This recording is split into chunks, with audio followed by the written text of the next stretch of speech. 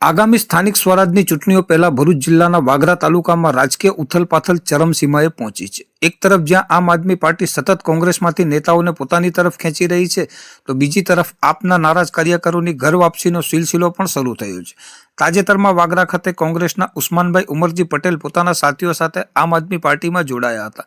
આ મોટા જોડાણના પડઘા હજુ સમ્યા નથી, ત્યાં આપે વધુ એક શક્તિ પ્રદર્શન કર્યું છે। ગઈકાલે સાંજે વાગરા તાલુકાના જાગેશ્વર ગામે 35 જેટલા નવયુવાનોએ ઉત્સાહ સાથે આમ આદમી પાર્ટીનો ખેસ ધારણ કર્યો હતો। આ યુવાનોનું સ્વાગત કરવા માટે આપના અગ્રણી નેતાઓ હાજર રહ્યા હતા, જેમાં લોકસભા ઇન્ચાર્જ યાકુબ ગુરુજી, જિલ્લા પ્રમુખ પિયુષ પટેલ, યુવા આગેવાન ચિરાગભાઈ એડવોકેટ, કમલેશભાઈ મડીવાલા અને તાજેતરમાં જોડાયેલ ઉસ્માનભાઈ ઉમરજી પટેલનો સમાવેશ થાય છે। આ જોડાણ સૂચવે છે કે સ્થાનિક સ્તરે આપ યુવા વર્ગમાં પોતાનું વર્ચસ્વ વધારવા માટે આક્રમક રીતે પ્રયાસ કરી રહી છે। જોકે વાગરાની રાજનીતિ એક તરફી નથી રહી। જે દિવસે સાંજે જોગેશ્વર ખાતે આપ દ્વારા 35 યુવાનોનું સ્વાગત કરવામાં આવ્યું હતું, તે જ દિવસની સવારમાં એક મોટા પક્ષ પલટાની ઘટના નોંધાઈ હતી। આપના અગ્રણી જાવેદ મુનશીએ પોતાના 50થી વધુ કાર્યકરો સાથે આમ આદમી પાર્ટીનો છેડો ફાડીને કોંગ્રેસમાં ઘર વાપસી કરી હતી। આ ગતિવિધિઓ દર્શાવે છે કે સ્થાનિક સ્વરાજની ચૂંટણીઓ નજીક આવતા બંને મુખ્ય વિરોધી પક્ષો વચ્ચે કાર્યકરો અને નેતાઓની લેવડદેવડ સતત ચાલુ છે, જેનાથી રાજકીય માહોલ ગરમાયો છે। રાજકીય પંડિતોનું માનવું છે કે આ પ્રકારના પક્ષ પલટા પાછળ મુખ્યત્વે બે કારણો જવાબદાર છે: ટિકિટ ન મળવાની નારાજગી અને બીજું ટિકિટ મળવાની લાલચ।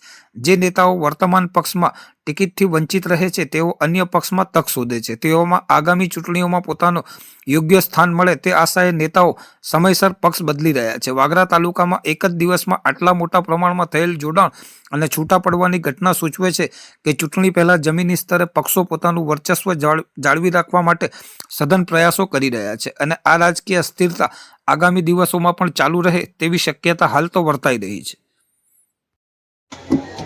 વાગરા તાલુકા કોંગ્રેસ સમિતિ આયોજિત આજે એક પ્રોગ્રામ રાખવામાં આવેલો હતો, વોટ ચોર ગાદી ચોર, અને તમામ કાર્યકરોની ઉપસ્થિતિમાં કાર્યકરોને સમજ આપી કે રાહુલ ગાંધીજીનું આહવાન છે, પ્રદેશ સમિતિની સૂચના છે, જિલ્લા કોંગ્રેસ સમિતિની સૂચના છે કે વોટ ચોર ગાદી ચોર આજે ભાજપ વર્ષોથી ચોરી કરીને વોટોની ચોરી કરીને ઇલેક્શનો જીતી રહેલા છે। તેમને ઝુંબેશ ચલાવીને દરેક બૂથ પરથી 100 જણની સહી કરાવીને અમારે પ્રદેશ સમિતિને સુપ્રત કરવાની છે અને જવાબદારી અમારા વાગરા તાલુકાના કોંગ્રેસ સમિતિના પ્રમુખને આજે સોંપવામાં આવેલી છે। અને આના પહેલાં પણ ગામના 11 મેઇન આગેવાનોની યાદી તૈયાર કરીને આપણે જિલ્લા કોંગ્રેસ સમિતિને પહોંચાડી, પ્રદેશ સમિતિને પહોંચાડવાની હતી।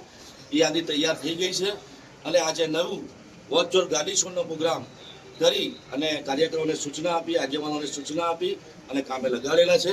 સાથે સાથે મહત્વની આજે એક વાત કરું તો આમ આદમી પાર્ટીની અંદર જે સક્રિય જાવેદભાઈ મુનશી અમારા આજે એમની પૂરી ટીમ સાથે લગભગ 70-75 લોકોની સાથે અને વરસાદી માહોલમાં લગભગ 40% લોકો જો આવી નથી શક્યા, પણ નજીકના દિવસોમાં એ લોકોને પણ એમની સાથે લઈને કોંગ્રેસનો ખેસ પહેરીને અને કોંગ્રેસમાં આજે એમનું અમને વેલકમ કરેલું છે। સાથે સાથે બીજા